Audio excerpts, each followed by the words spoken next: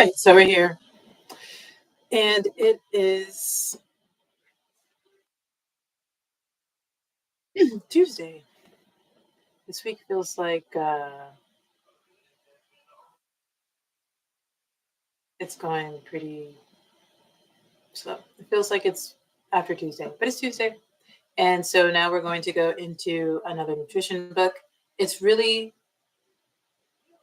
good that we started with the plant nutrition because plants nutrition, as we read yesterday, dictates the nutrition of those that eat the plants, right? And that's for whether we're eating plants directly or we're eating animals that eat plants. So I think that worked out really well. Today we're going to be looking at, honestly, I don't remember which one we're supposed to be focusing on today. Tomorrow is politics. Is today teens? I remember. So let me go ahead and take a look at something really quickly, figure out what the order is.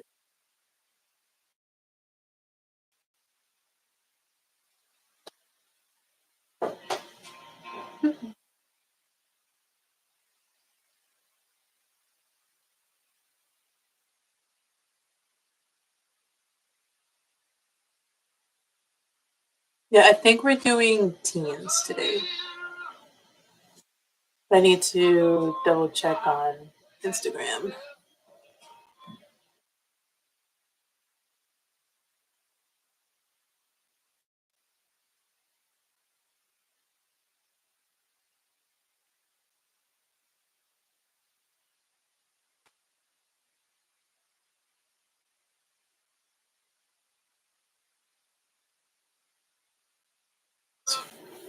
Friday.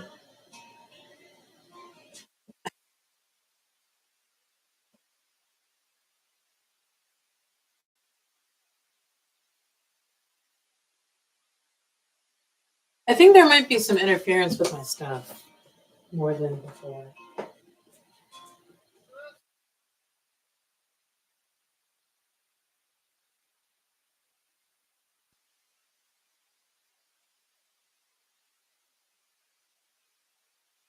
So I posted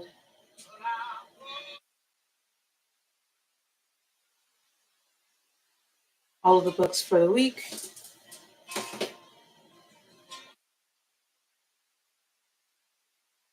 All right, so apparently everything just expired, which makes sense because I posted everything about this time yesterday.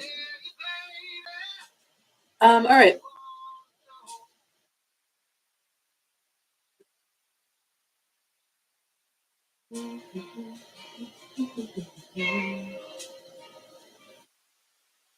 Yes, today is for the nutrition in adolescence. Good.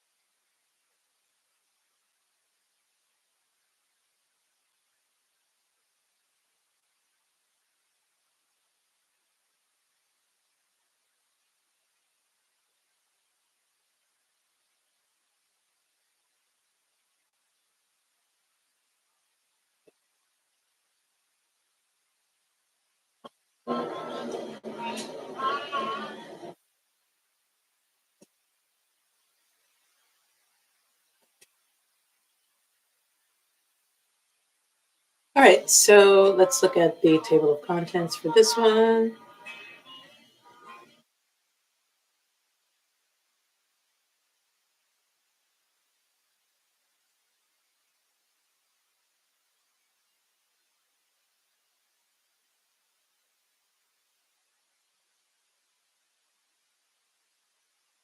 Say goodbye to music for right now. So it is an honor to write a few words of introduction to this important book on adolescent nutrition.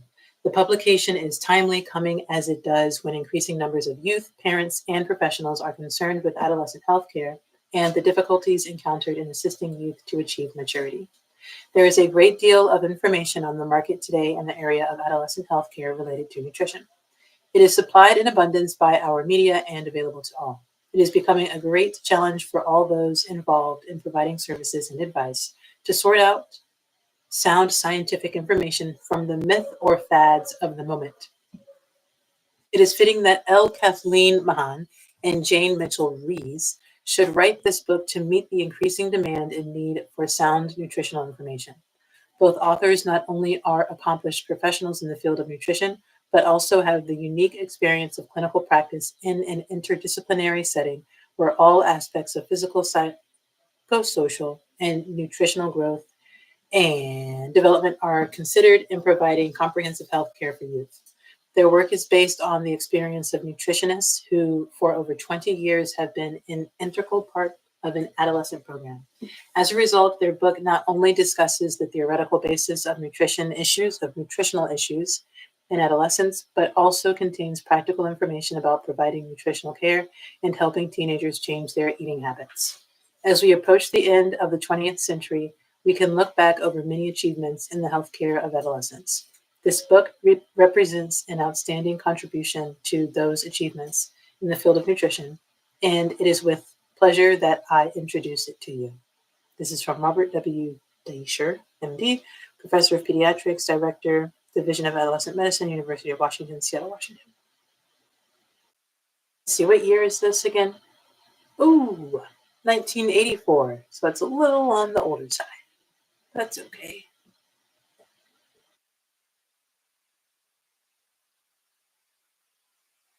All right. Physiological development in adolescence, psychosocial development in adolescence, nutritional requirements, and nutritional status assessment in adolescence. Oh, that's a good one. We're definitely probably going to check out the basis for nutritional requirements, assessment of nutritional status, assessment of nutrients, vitamins, clinical assessment, nutritional care plan, and educational goals, summary. Okay, so I'm kind of torn between, oh, oh, well, there's page 41 and then page 69, I think would probably be the best ones for making and figuring out a really good itinerary, right? So I really like the assessment ones, but then also the characteristics are really good. So I can read pages 40, 41. Ooh, well, it'd be page 40, and then read 9 pages. I go over to 41. So I might just go 40 and then read the smaller little section. I don't know. We'll figure it out. So let's go to 40. Page 40.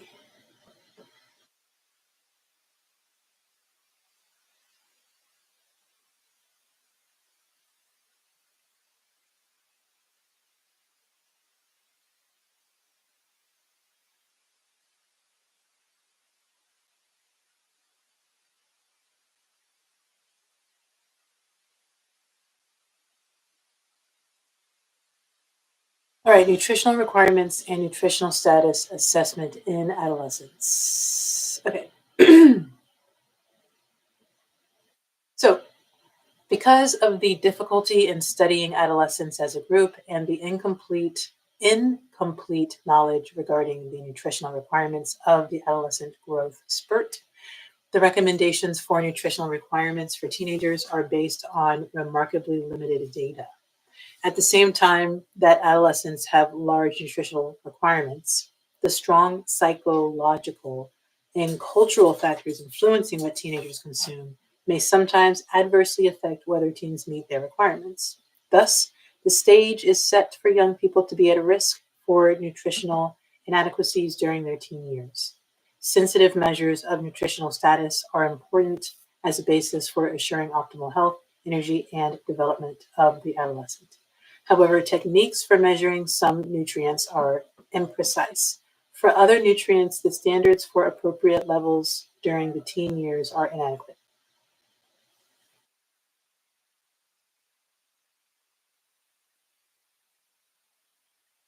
Clinicians thus must interpret the nutritional requirements and status of a teen from as much information as is available. Characteristics of adolescent growth as basis for nutritional requirements. Since most nutritional needs parallel adolescent changes in body composition, the nutritional needs of adolescents are best understood in this context. Chapter 1 discusses these changes during adolescence. Nutritional requirements during this stage of life are more closely associated with physiological rather than chronological age. Since nutritional requirements are affected by growth and the alteration in body composition and physiology that occur as a result of maturation, recommendations for nutritional intake made according to chronological age only introduce more error in already tenuous estimates. These errors are largest for adolescents who mature very early and very late in relation to the reference population. Period of peak growth velocity. During the adolescent growth spurt, there is an acceleration in growth velocity for 18 to 24 months, during which the growth rate is at its maximum. During this period, the nutritional requirements of the teen may be as much as double those during the rest of the period of adolescence. Table 3.1 shows the deposition of nutrients during the period as compared with the rest of adolescence. During this period as compared with the rest of adolescence. Unfortunately, it is not easy to determine exactly when this acceleration in the rate of growth will occur. It differs between males and females and among teens of the same sex. It also differs depending on the type of growth. For example, the spurt in weight growth precedes the spurt in height. Several measurements of the teenager over the period of adolescence are necessary to determine the peak rate of growth. Usually, this is impractical since it requires several clinic visits at intervals of about 3 months. Using the sexual maturity ratings discussed in Chapter 1, it is safe to say that growth is probably at its peak during Stage 3 in females and Stage 4 in males. A landmark to keep in mind with females is that at menarche. I don't know that word. I feel like I've heard it before.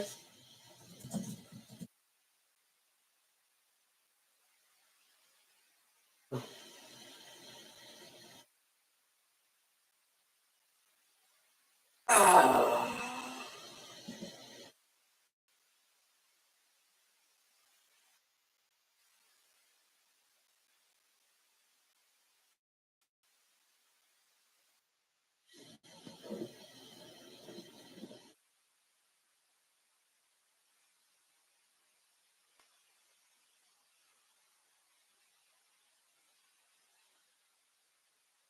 In menarche, nutritional requirements thus are on the decline to adult levels.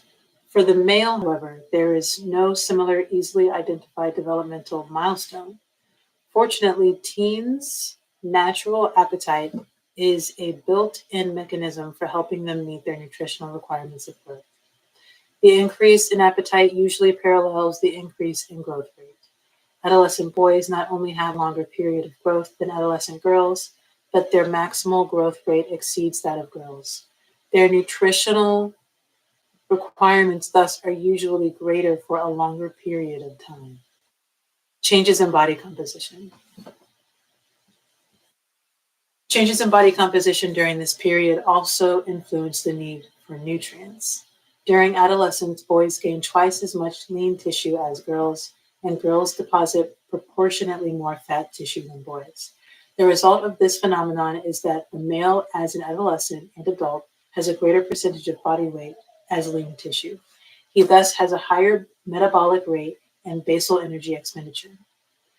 Figure 3.1 illustrates the gain in lean body mass and fat mass in adolescent girls and boys. Both males and females increase the absolute amount of fat in their bodies during adolescence, but the increase in females is much greater. Because of this, although the prepubescent male and female enter puberty with similar body compositions, the female exits from adolescence with a greater percentage of body fat than the male. This striking difference in adolescence growth between males and females influences nutritional needs.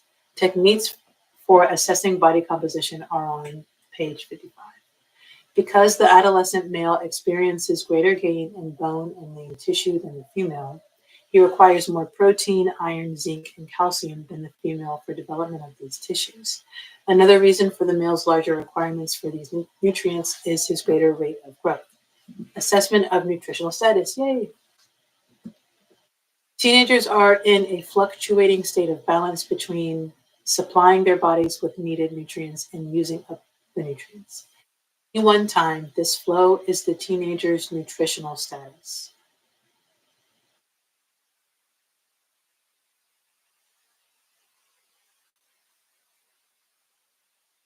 Nutritional status is the degree to which the individual's physiological need for nutrients is being met.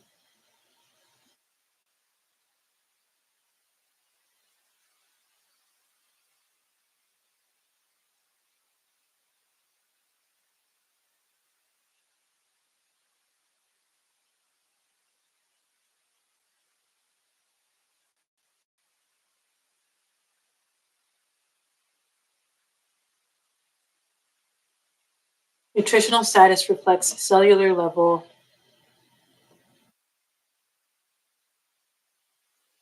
metabolism and its measurement is an approximation of the level of self functioning with regard to availability and use of needed nutrients at a given point of time. The nutrition environment, the factors that influence the nutritional status, is also an important consideration. Such factors as general health history, socioeconomic status, medications, alcohol or tobacco use, family attitudes, and peer group food practices all contribute to the adolescent's diet choices. Table 3.2 summarizes the significance of each of these influences. The health professional should try to understand the effect they have on the adolescent's eating habits. Nutrition assessment includes study of both the nutritional status and the nutrition environment. Nutrition assessment is the process of gathering information on the nutritional status and nutrient environment of an individual. Evaluating this information and making conclusions both about the type and the amount of nutrients available to the cell and about the factors that affect this availability. Assessment of all the factors in the environment that they influence.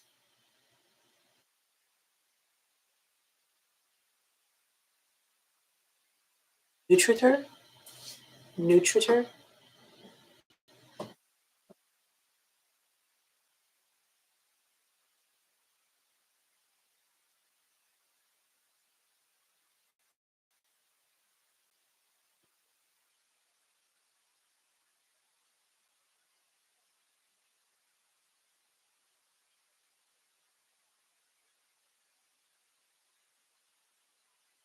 I know I saw the word nutritor.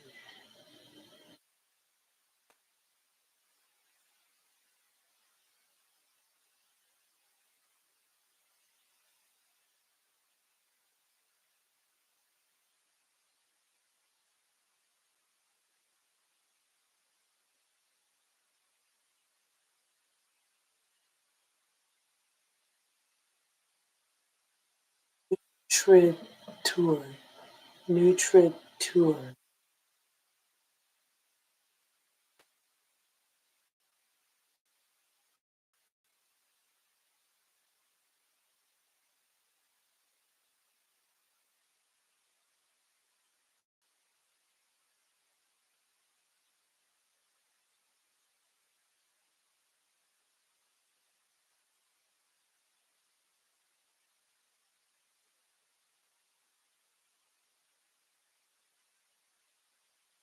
Nutrition.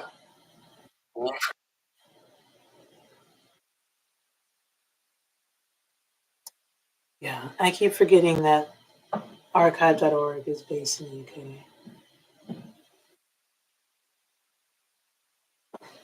All right, so But it's not, actually. Isn't it based in California?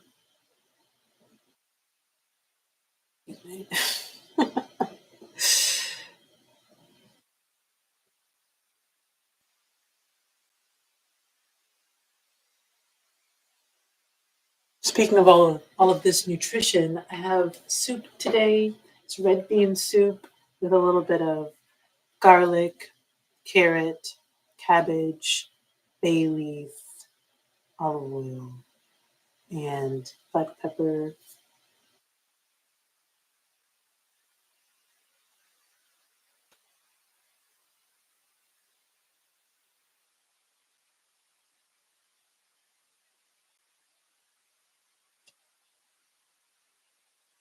Gee, yeah,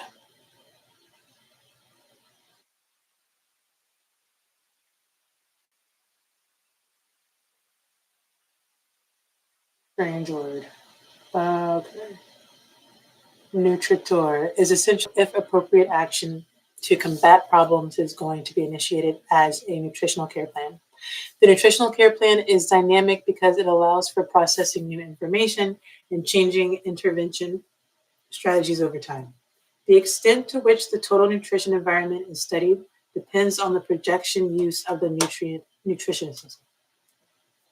For example, a great deal of detailed information reflecting nutritional status is needed for a 13-year-old male with Crohn's disease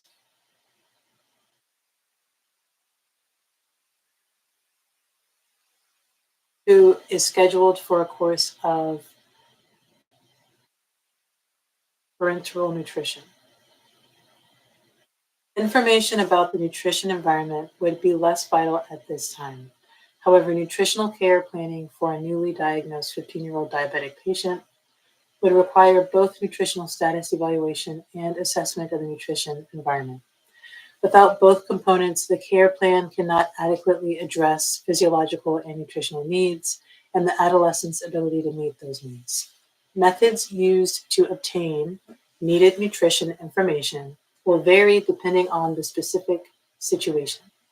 The kind and depth of information needed and the willingness and ability of the adolescent and his or her family to participate will influence the methodologies used.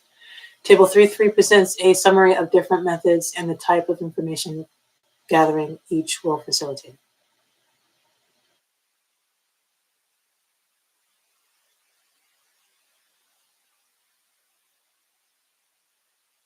There is no single reliable measure of an individual's nutriture. Rather, a combination of dietary, biochemical, and clinical data is collected. As shown in Figure 3.2, each of these gives a picture of nutritional status at a different point of body functioning. I'm going to grab my soup. The combination of the three makes up the overall assessment of nutrition.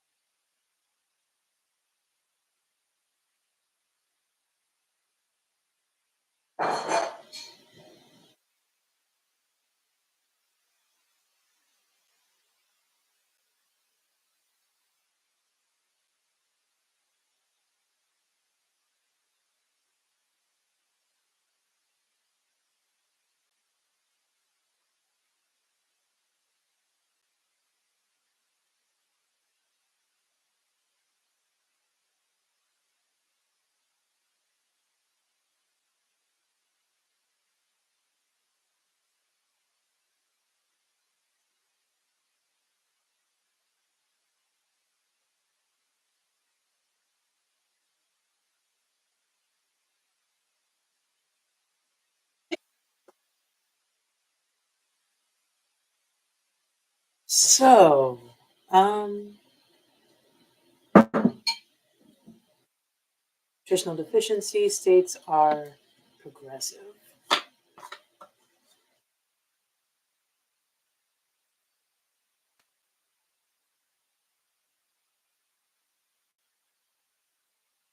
Good interviewing skills are the basis for acquiring accurate and pertinent information.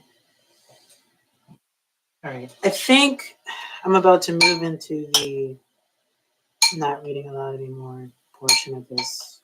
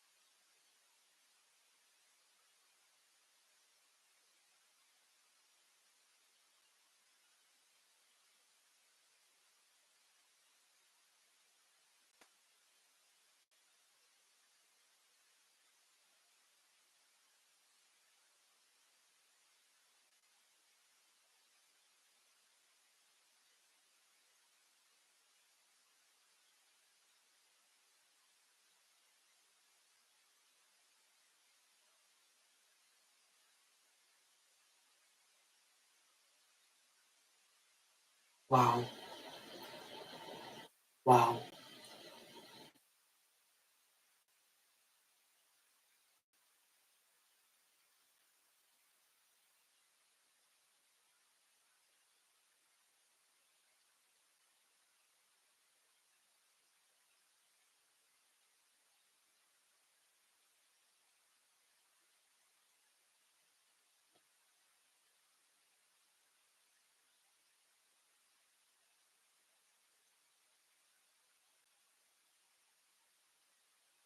So there's no list.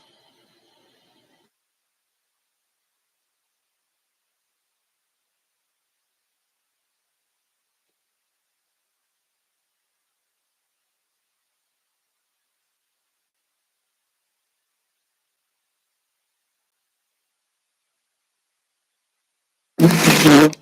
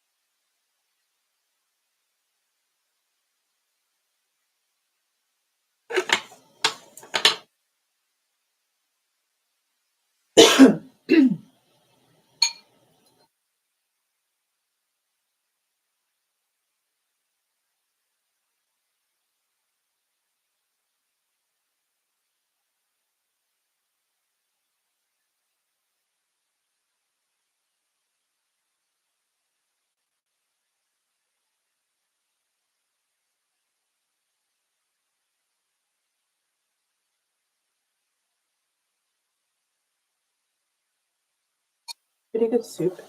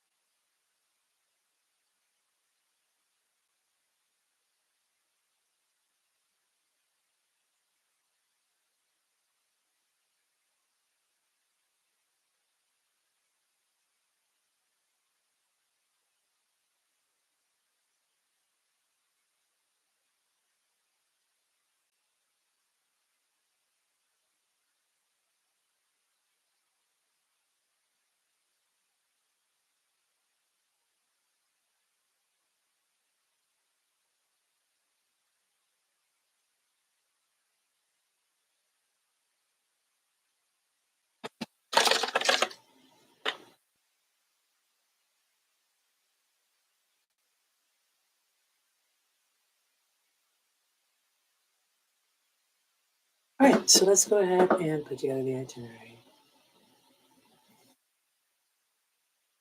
The unfortunate thing about this is it seems like we're just encouraging people to do their own experiment. I mean, teens have to figure out their own nutrition and then manage it because pretty much what's coming up in the book is that, well, this is a pretty old book, but they're saying that the data is super low and that there are a lot of outliers.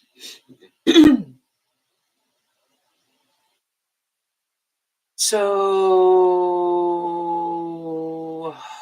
man, this is really unfortunate.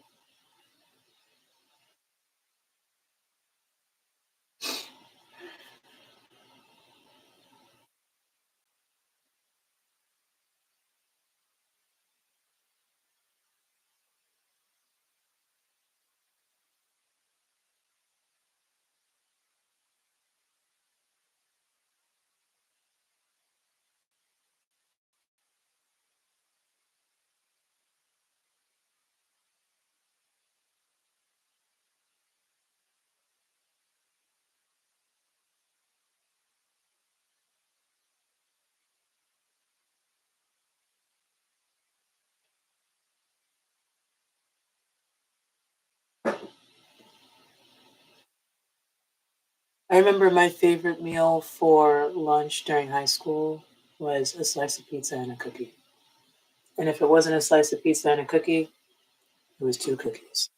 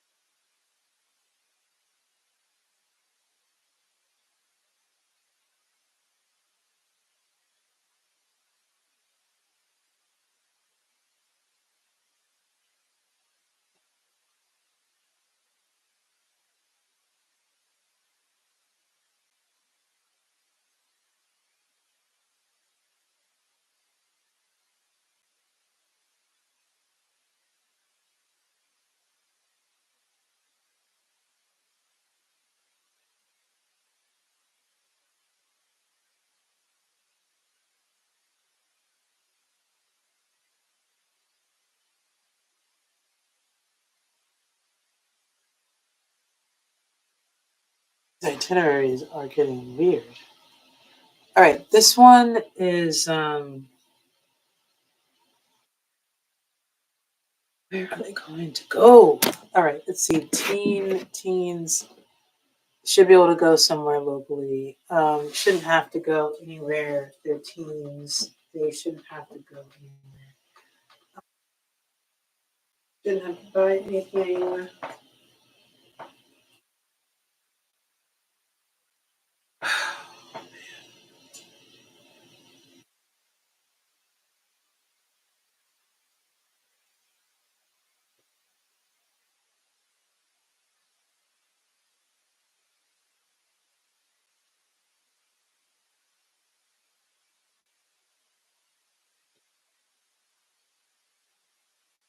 What to do?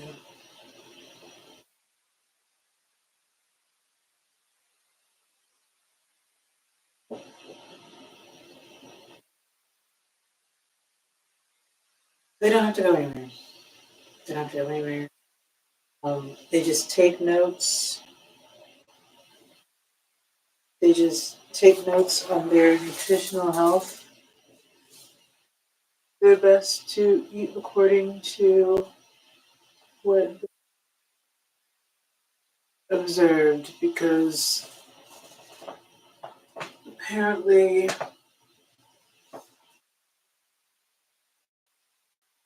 and teens are at the age where they can manage their nutrition.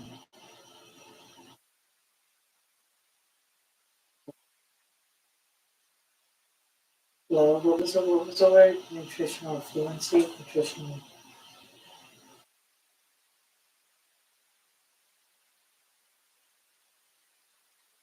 Better than anyone else. I mean, my concern is just like access to food.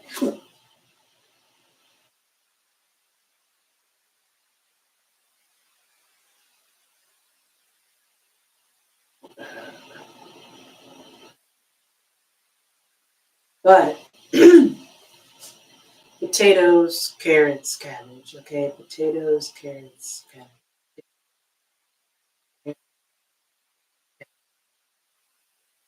Because those don't go bad, and they provide a lot of stuff. And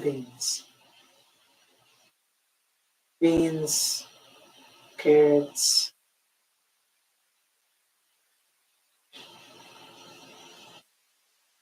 Those are my personal go-tos. They don't go bad, and they can be cooked a lot of different ways. A lot of times they can be raw. Well, you shouldn't eat potatoes raw, but cooked potatoes, you can eat potatoes all kinds of ways. Potatoes, carrots. Carrots are good. Raw, soup, sauteed, they're really good. They're really, really good if you saute them in a good sauce. Grill them, bake them. Cabbage, same. Now, nobody asked, I'm fully aware of this, but a cabbage salad. I don't mean, don't get me wrong, I really like coleslaw. I love coleslaw, actually. Coleslaw recipe is one thing that I want to have. My own personal coleslaw recipe. But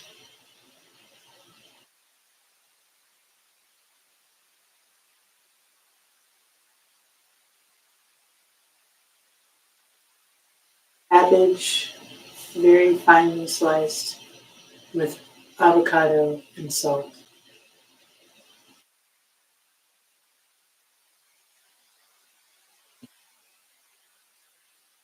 Good cabbage, sliced really finely, and then a nice ripe avocado, and you just kind of like mix it all together so it's like all creamy, and then a bit of my salt, and it's good. It's really, really good. And then I also do like fried cabbage. I think I already said cabbage too. Pot pies, man, you can put all of that in a pot pie, all of that in a soup. Put it down, have it with rice. garlic,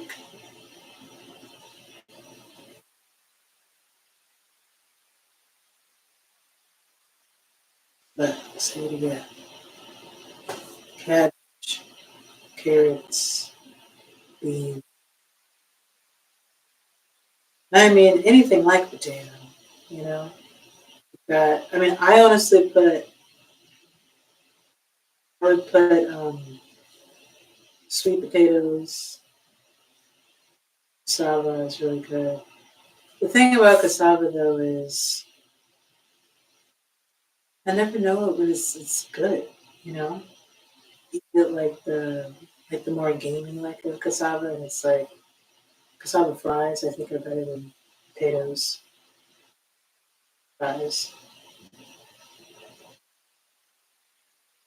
when they're good. Like cassava fries just are kind of inconsistent, but the best ones are way better than any French fry, right? In my opinion. Also, like plantains are really, really good, but I actually don't like plantains that much.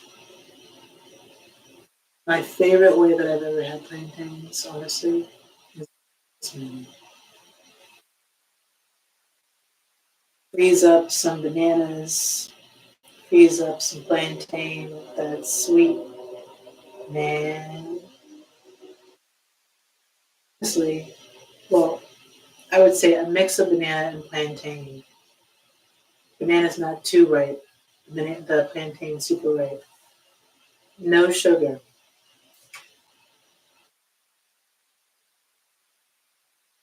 Choice. Good time.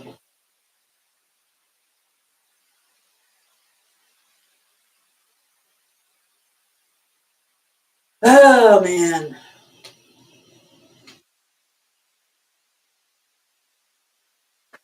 All right.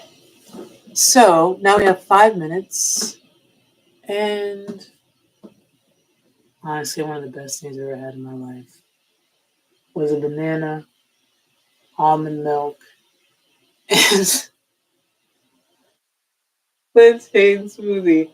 And the funny, you ever like share something with someone who just refuses to like anything that you do, and then you know instead of saying it's bad, they like ask you a question about it, and you know they like it. The question was, "There's no sugar in this."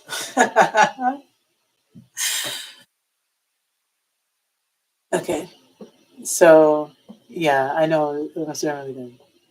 All right, let's see.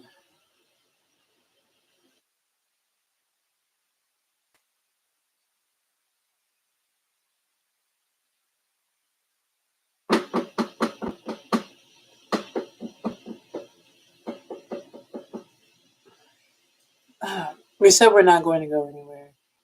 They just have to read the particular page and then figure out what their nutritional situation is, and then just try their best to get the food that they need because it's really, really bad. Especially these dudes, they don't have enough food. There's no way. There is no way, guys. Young men are getting nutrition that they need. There's just no way.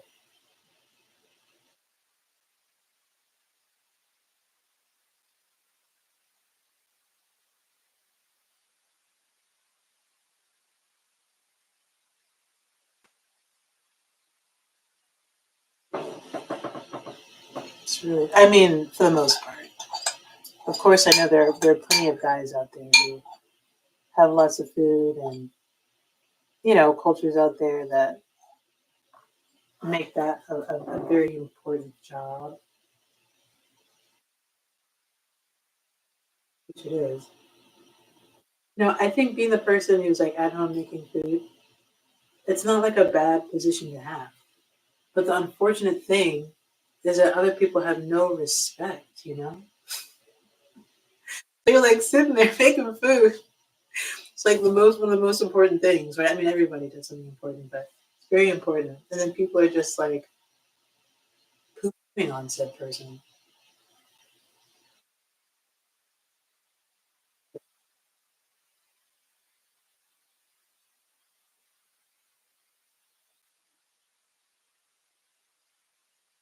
But also, if you can cook, like,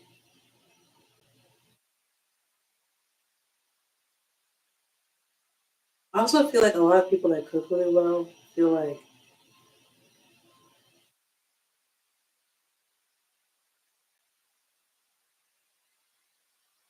anyone can learn how to cook. Being competitive about cooking is just weird. Everybody wants their food to taste good, you know?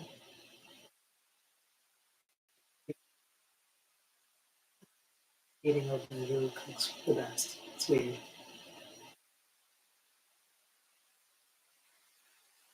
I mean, don't get me wrong, like a genuine, like a real chef's show, like that's different. But I just mean like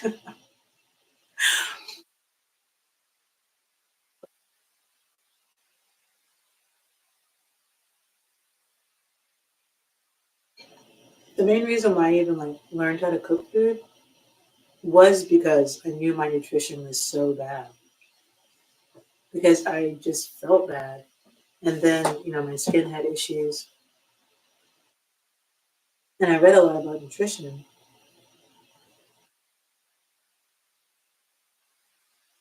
And I started to try to learn how to cook.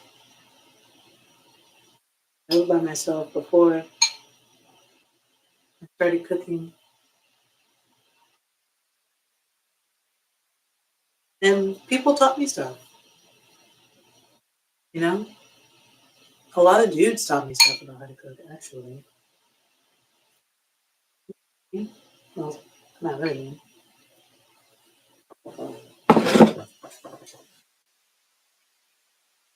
I just think it's weird. Okay. I've learned more about cooking from men than women by far. By far.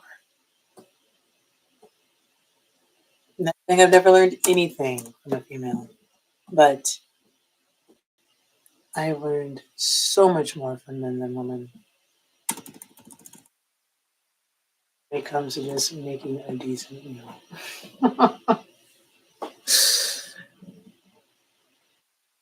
Okay, all right. Plant nutrition. It's not the title of this book.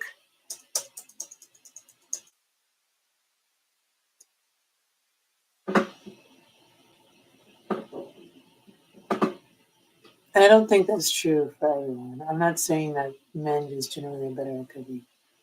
So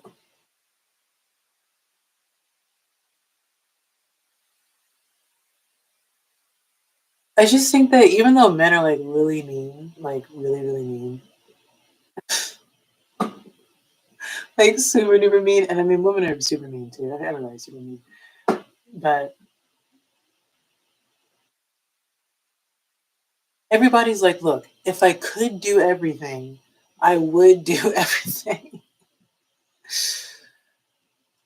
So it's like, but nobody can do everything. So people try to dedicate themselves to doing what they can. And the next thing you know, they don't know how to do something. And it's being held over their head. You know what I mean? It's like, come on. Like, the woman who's in the kitchen, like, you think that woman could learn how to do stuff? Like, of course she could learn how to do this stuff. But she dedicated herself to cooking. But now all of a sudden, people are holding it against her.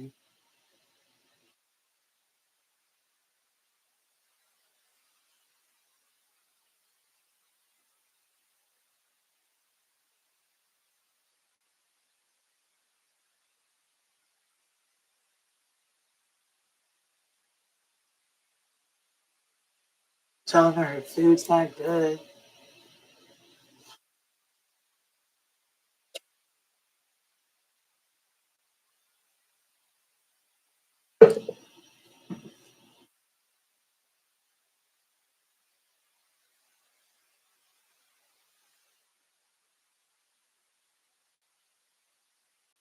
Today. All right, we need to figure out what page that's on so that these kids can figure out what their nutrition situation is. So ridiculous.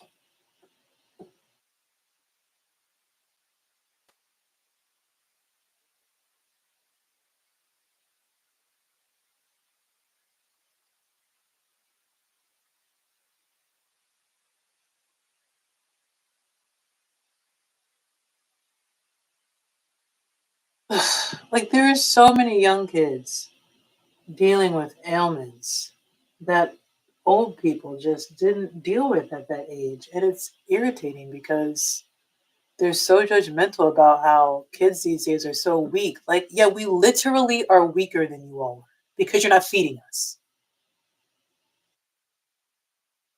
Physiological and psychological things mixed together. Okay.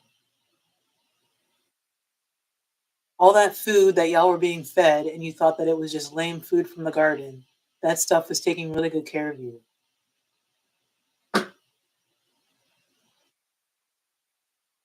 We want to sit here and give kids like individually wrapped food, and apparently it's supposed to be better because you didn't have shiny plastic stuff when you were a kid. That's all you cared about when you were a kid, shiny plastic stuff.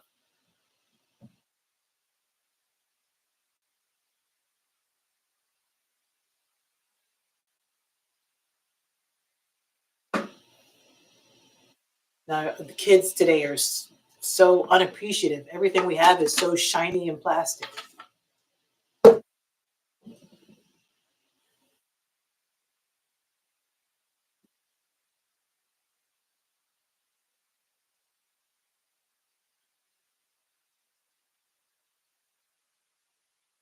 You get hit just a little bit and you fall over. Dude, you didn't feed us for the past our life.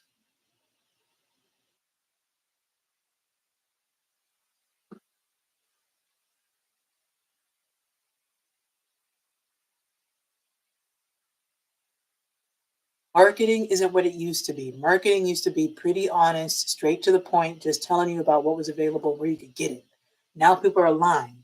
So you're sitting here, and because you were trained to just believe and listen to any sort of ad that you heard, now you still believe anything that you hear.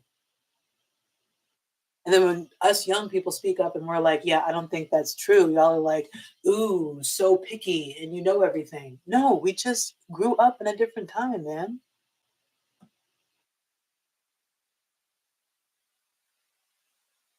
Well, the commercial says thisity and thatity. Yeah, it does. But we can clearly see that it's a lie. Okay. I don't care how plastic and shiny you get to look by buying it.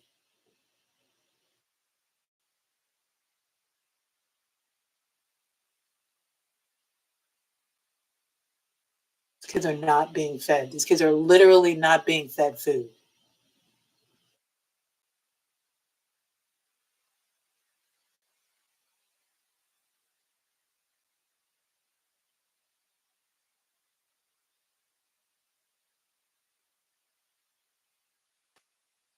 And then these doctors ask them what they ate over the past 24 hours.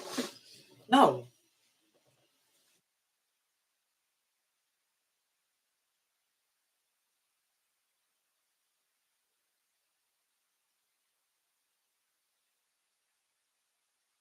Oh, wow, that was unfortunate. I am so sorry about that.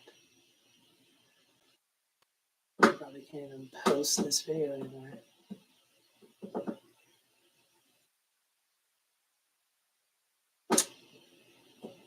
Um,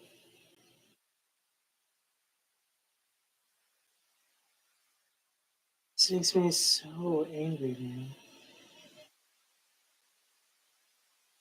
You guys are making fun of kids for being weak and literally not feeding them food.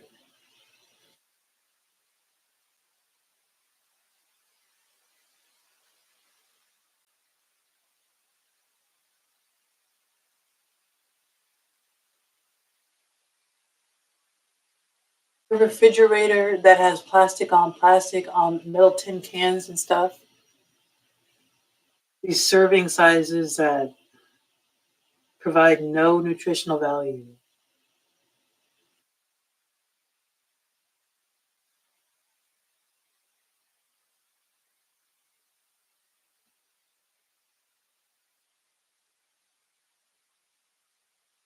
This is really sad for me.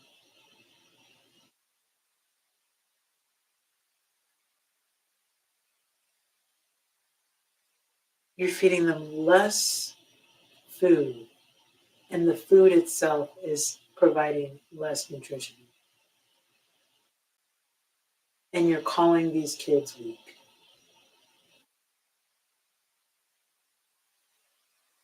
That's messed up.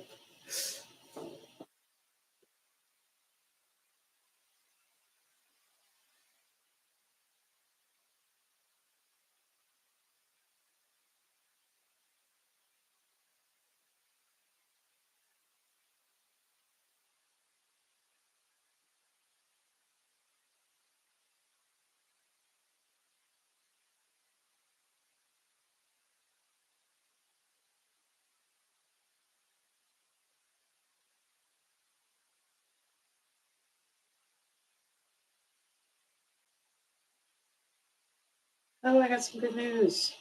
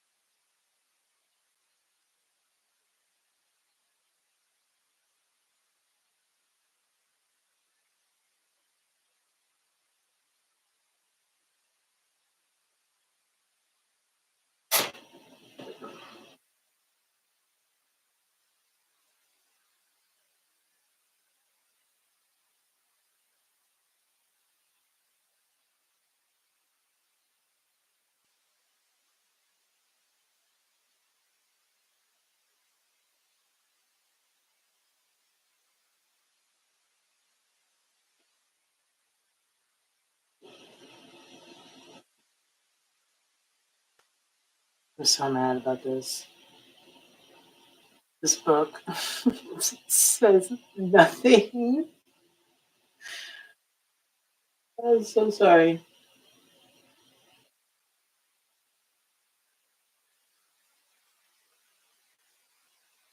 Not this again.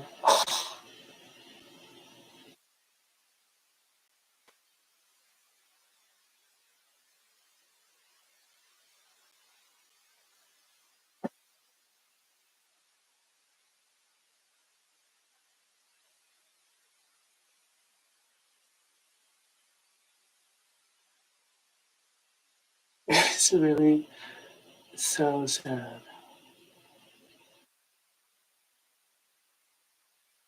Oh, look, a scope and sequence.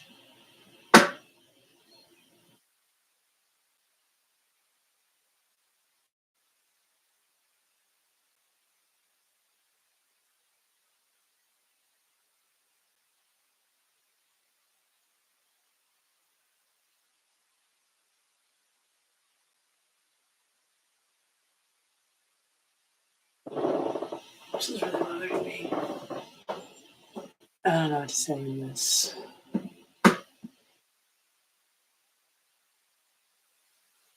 Nutrition and adolescence.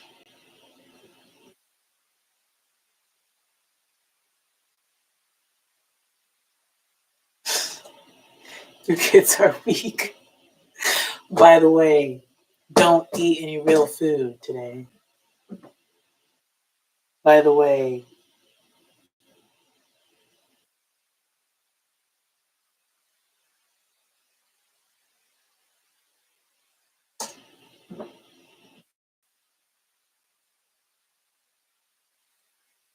your kids are weak. Here's your pizza and cookies. And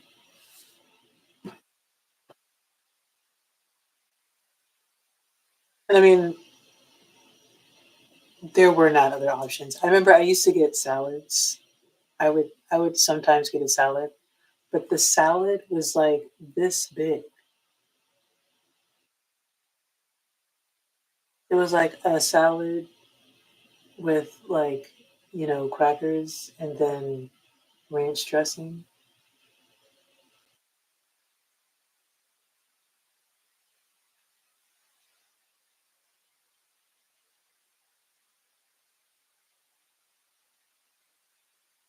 Huge, lovely school. Still not feeding people food.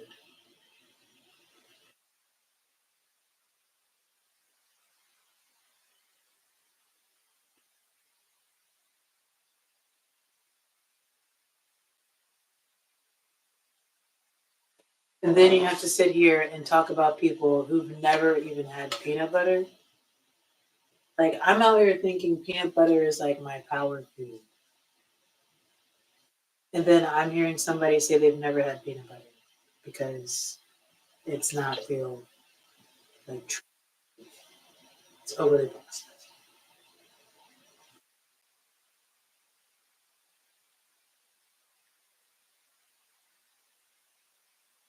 True benefit of that for people. What is the true, like, are people really benefiting that much of feeding the masses that intensely? I mean, I get it. People want to be in control without even have to worry about it. Like, not only do you want to have the power, but you want to not ever have to even think about maintaining it. So you go that hard in the paint for destroying other people's nutrition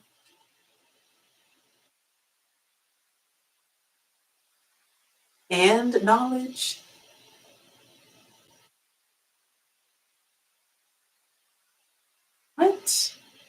What? What kind of power is that? What power is that? It's not, and you're learning it right now because now you have nothing. You have nothing truly of value. You have nothing.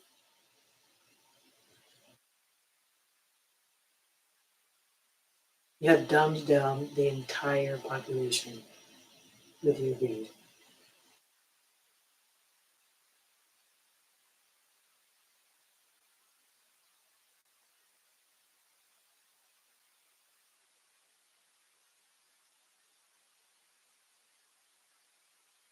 And you want to sit back and say animals are dumb?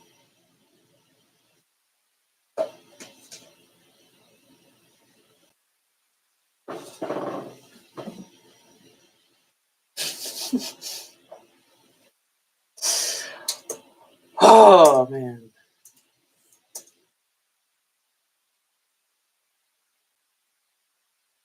Location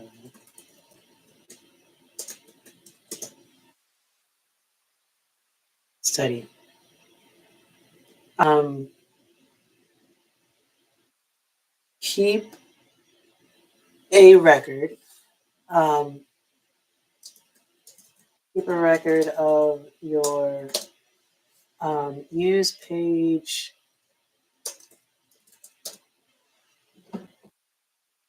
This is really, really bad. And that's why so many people participate in the breeding methods that they do.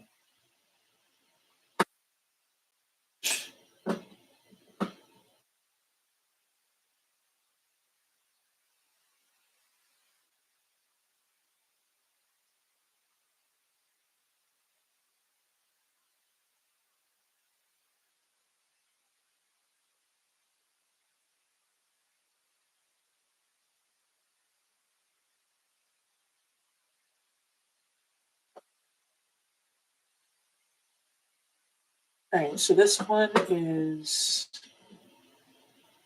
Oh, I just figured out what page we're using. Was that page 40 or something? Um, it was page 40.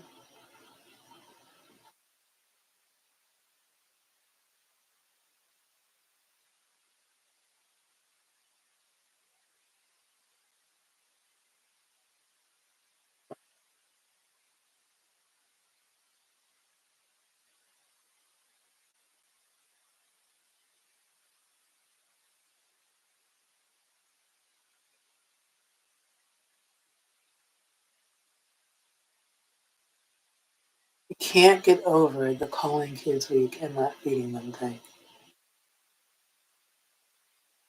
I mean, that is gaslighting on another level. I mean, you have like an onion of gaslighting going on, just layer after layer of gaslighting people. We're not feeding you. We're not making food available in grocery stores. Why are you so weak?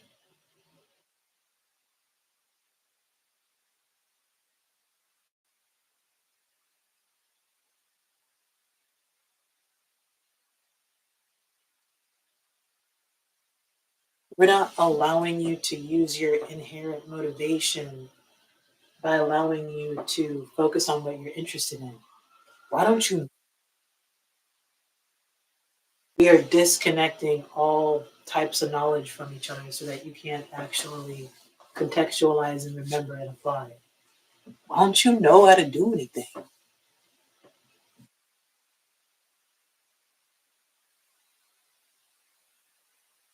I mean, yeah, I get it.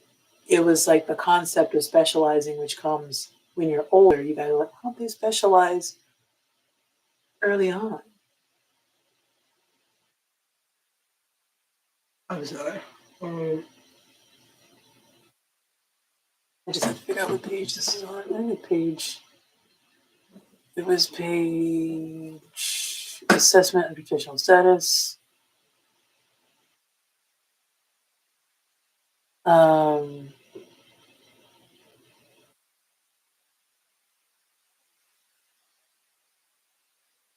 I'm just gonna say read pages 40 to 73.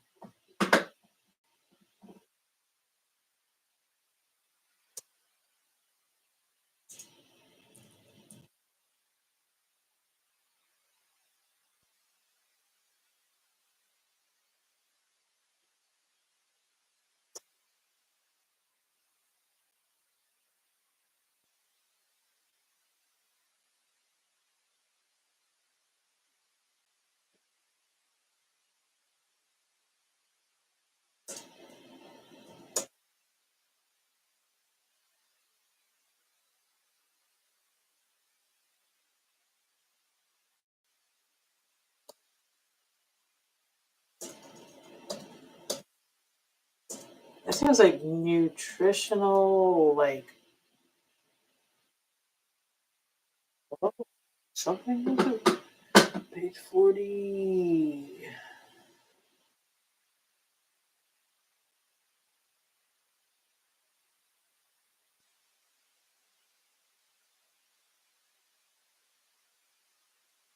Nutritional. Uh, where was that word?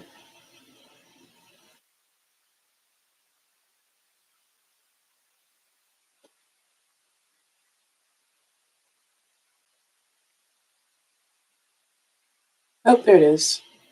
Nutritional status. No, there's another one. There was a nutritional.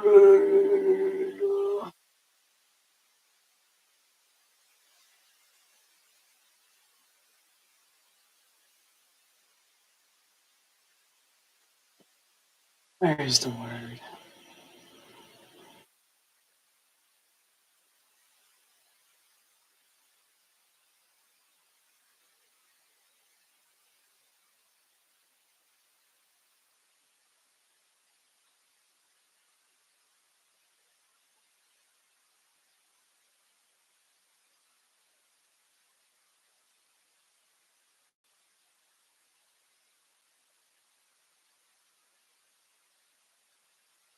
Oh, I can't find. I cannot find the word. Food frequency.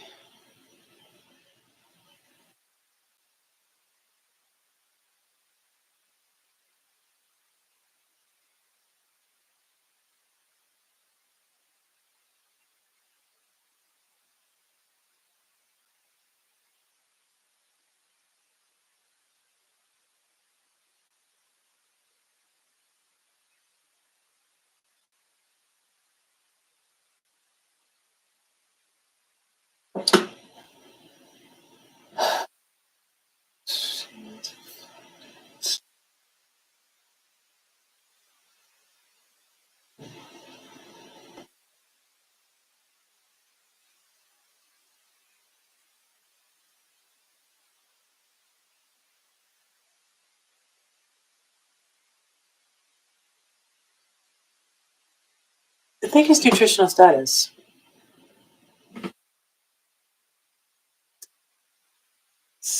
You need to keep a record of both your eating habits and your nutritional status. Uh,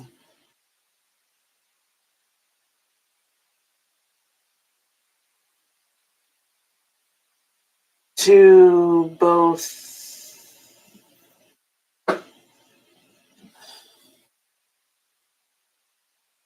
or to keep a record of your eating habits in order to assess your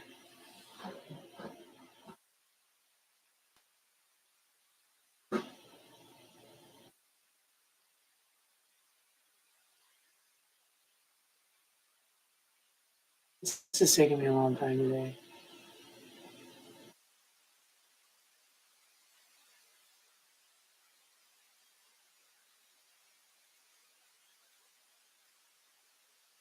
Nutritional status and nutritional requirements.